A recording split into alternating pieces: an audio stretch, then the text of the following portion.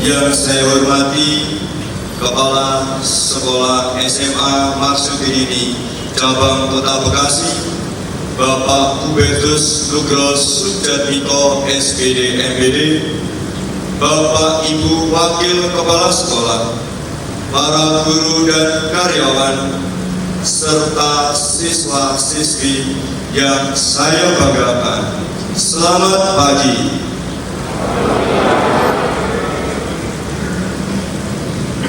Pada kesempatan yang berbahagia ini, marilah kita panjatkan puji syukur kehadiran Tuhan yang Maha Esa, karena atas rahmat dan karunia-Nya kita dapat berkumpul di halaman sekolah kita untuk memperingati Hari Sumpah Pemuda dalam keadaan yang sehat dan cuaca yang cerah.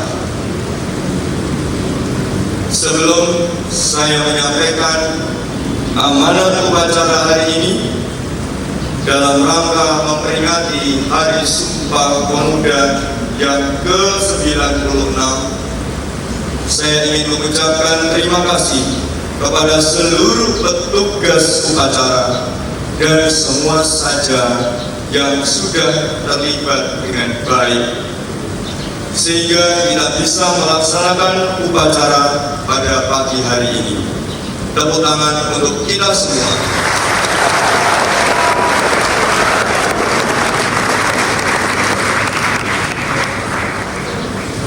Hari ini kita mengenang kembali peristiwa bersejarah yang terjadi pada tanggal 28 Oktober 1928 ketika para pemuda dari berbagai daerah di Indonesia bersatu untuk mengikrarkan Sumpah Pemuda. Ikrar ini terdiri dari 3 poin penting: bertumpah darah satu, tanah air Indonesia, berbangsa satu, bangsa Indonesia, dan menjunjung bahasa persatuan, bahasa Indonesia. Dengan memahami dan mengamalkan makna Sumpah Pemuda, generasi muda dapat menjadi motor penggerak yang membawa Indonesia menuju masa depan yang lebih baik. Sebagai generasi penerus bangsa, kalian memiliki peran yang sangat penting dalam membangun masa depan Indonesia. Di tangan kalianlah harapan dan cita-cita bangsa ini digantungkan. Oleh karena itu, saya akan menyampaikan beberapa hal pokok yang semoga dapat menjadi panduan dalam perjalanan hidup kalian untuk mencapai cita-cita yang ingin dicapai. Pertama, jaga integritas dan kejujuran. Kejujuran adalah fondasi dari segala hal. Tanpa kejujuran, segala usaha dan kerja keras akan sia-sia. Jadilah pribadi yang selalu jujur dalam setiap tindakan dan perkataan. Hai anak-anakku yang sangat aku kasihi, omongan yang kotor itu merendahkan diri kamu sendiri.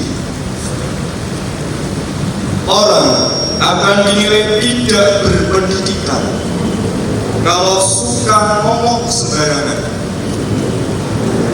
Ketika orang itu ngomong jorok terus, value dia berkurang. Orang gak akan dihargai. Orang yang berwibawa, mulutnya pasti bijaksana. Gak sembarangan ngomong.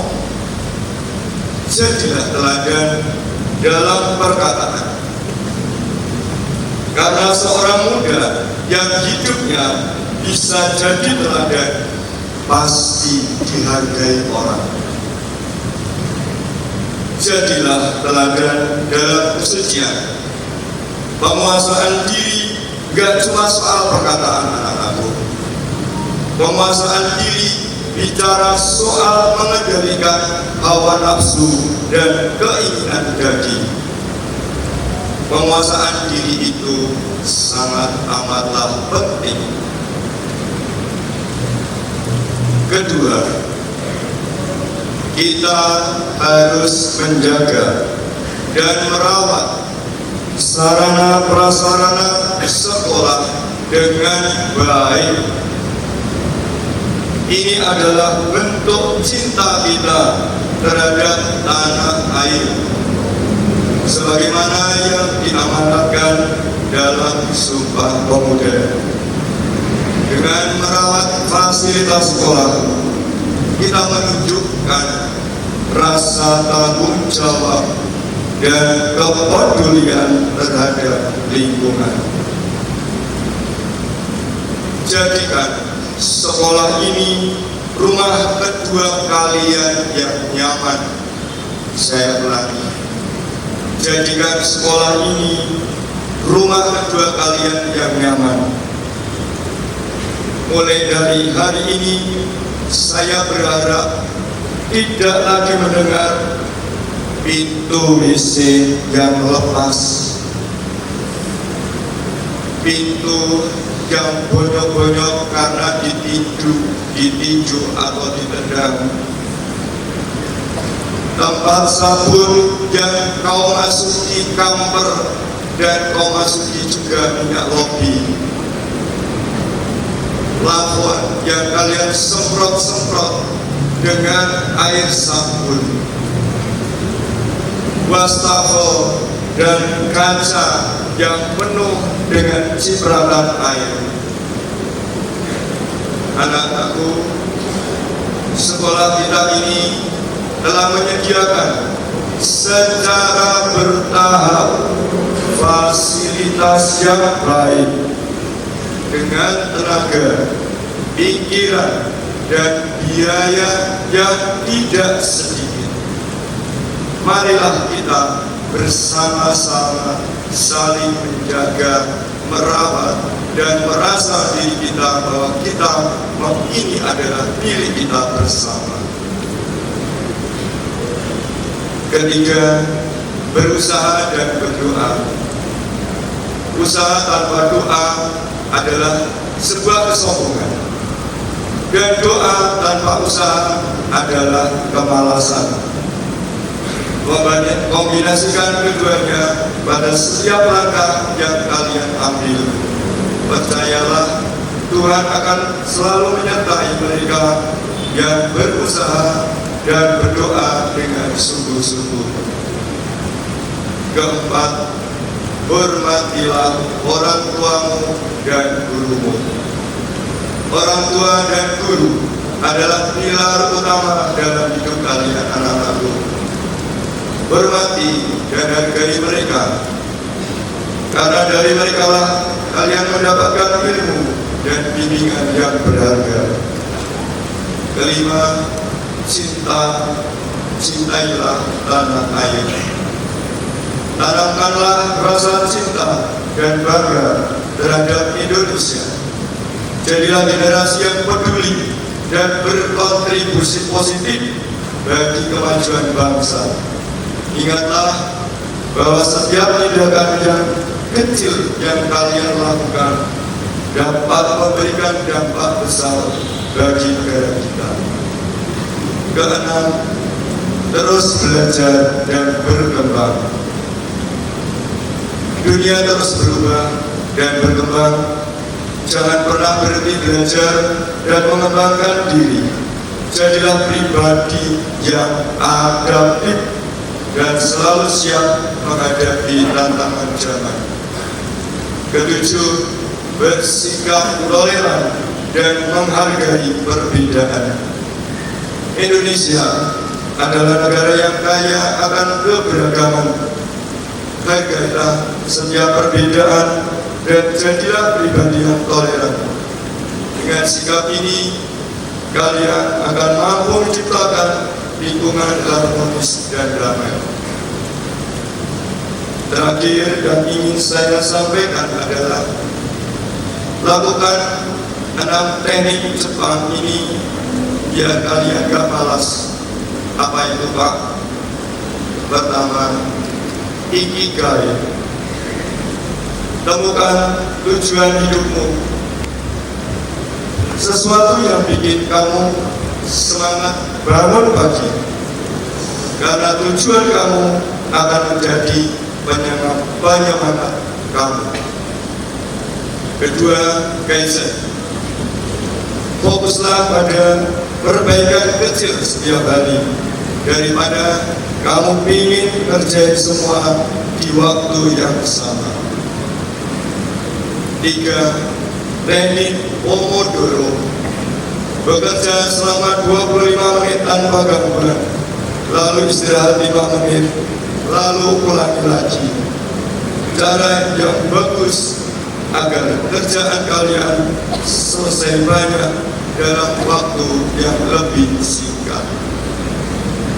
Keempat, cara hajiku. Jangan makan kalau sudah 80% kenyang. Berhenti makan itu membuat kita semangat kita menjadi meningkat. Kelima, sosi. Mengerjakan setiap tugas seolah pertama kali mengerjakan. Terakhir, wabi sabi. Menerima setiap ketidaksempurnaan diri, tidak stres dengan hal-hal kecil, terus bergerak lebih baik daripada menunggu untuk kesempurnaan.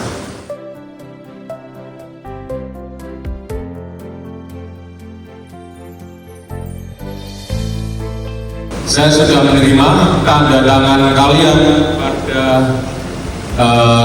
tata tertib. Itu yang pertama. Kemudian saya juga tanda tangani setelah lengkap nama orang tua dan kalian. Itu yang pertama, artinya tata tertib adalah untuk penguatan nilai-nilai kemanusiaan. Seperti yang disampaikan tadi, nilai kejujuran, integritas, ya, persaudaraan, iman, kemandirian, dan seterusnya. Yang kedua adalah saya ajak kalian berpikir positif. Kalau berpikir positif, maka tindakan dan kata-kata itu positif. Seperti yang disampaikan Pak Heru.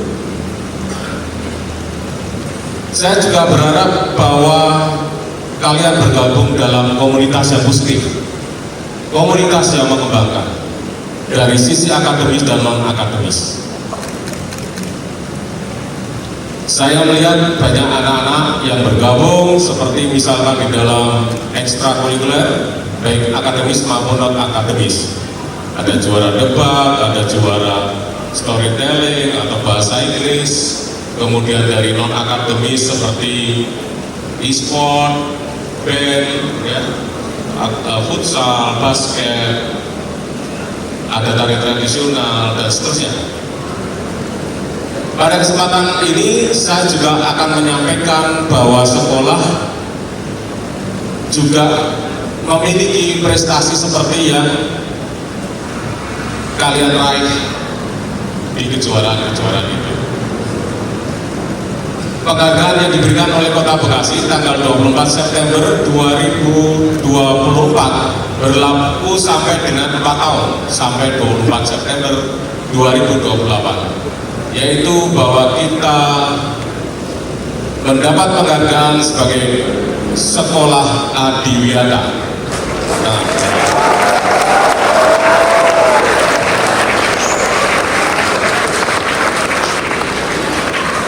penghargaan ini menjadi tanggung jawab kita.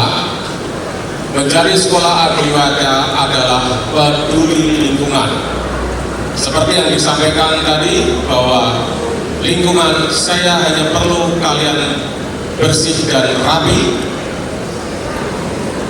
peduli pada sampah, ya, dan bagaimana lingkungan yang hijau.